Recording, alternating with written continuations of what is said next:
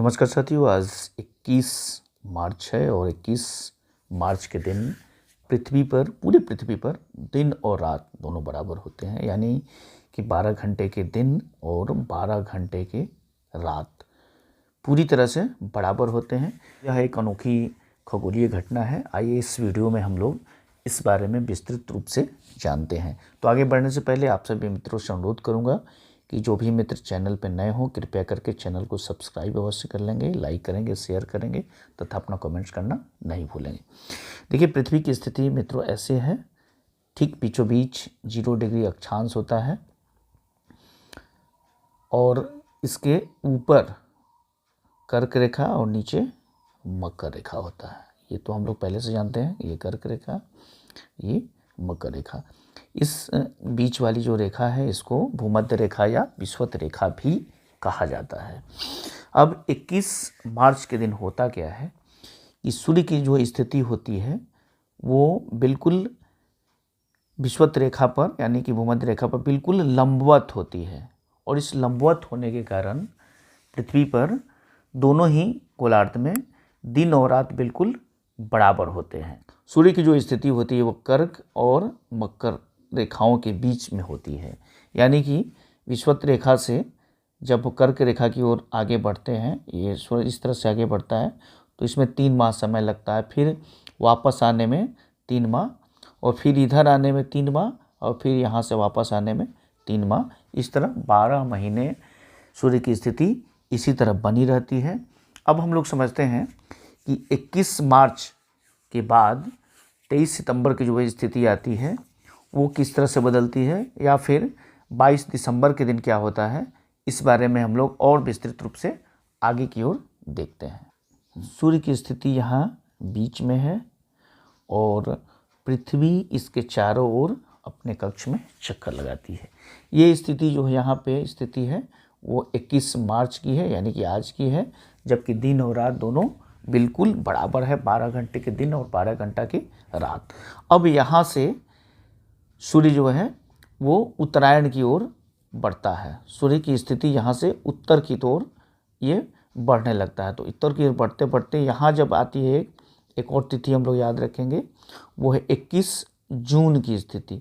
अब यहाँ से जब दिन और रात दोनों बराबर है, अब जैसे जैसे उत्तर की ओर बढ़ेगा ये, तो दिन की जो लंबाई है वो बढ़ते जाएगा और दिन की लंबाई बढ़ते बढ़ते बढ़ते 21 जून के दिन पृथ्वी पर सबसे लंबा दिन होता है। सबसे लंबा दिन इसको याद रखेंगे, 21 जून का एक डेट याद रखेंगे, 21 या कभी कभी 22 जून भी हो जाता है। तो 21 जून के दिन में ये दिन की लंबाई सबसे बड़ा होता है और इस दिन रात की लंबाई सबसे छोटा होता है। फिर जब ये सूर्य की स्थिति और जब इधर की तरफ घसकते जाता है तो एक और डेट हम लोग याद रखते हैं और वो होता है 23 सितंबर के दिन। कभी कभी 22 सितंबर भी होता है, 23 सितंबर।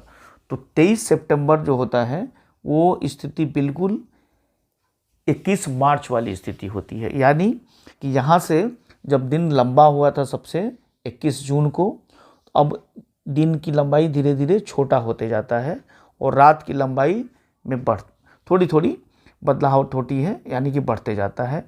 और जब 23 सितंबर का दिन आता है तो फिर से दिन और रात दोनों ही बराबर बराबर हो जाता है, मतलब कि बिल्कुल 12-12 घंटे का दिन और 12 घंटे का रात होता है।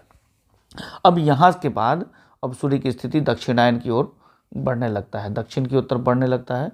अब यहाँ के बाद एक और डेट यहाँ पे हम लोग याद रखते हैं और वो है 22 या 23 दिसंबर, इसको याद रखेंगे। 22 और 23 दिसंबर को, चूँकि यहाँ से अब रात का जो समय होगा वो बढ़ते जाएगा, रात की लंबाई बढ़ेगा और दिन की लंबाई छोटा होते जाएगा और 22 या 23 दिसंबर के दिन पृथ्वी पर सबसे लंबी रात होती है। उसके बाद जब इधर की ओर बढ़ना शुरू करता है, सूर्य की स्थिति जब इससे बढ़ता है तो फिर 21 मार्च के दिन वाली स्थिति आ जाती है जब दिन और रात दोनों बराबर होता है। इस दिन के बाद मतलब 23 या 22 दिसंबर के बाद से उसको बड़ा दिन भी कहा जाता है, क्योंकि दिन की लंबाई फिर बढ़ने लगता है और रात की लंबाई कम होने लगता है और दिन और रात बराबर हो जाता है। यानी कि पृथ्वी पर 2 ऐसे दिन होता है जब दिन और रात बिल्कुल बराबर होता है। एक होगा 21 मार्च और दूसरा होता है 23 सितंबर।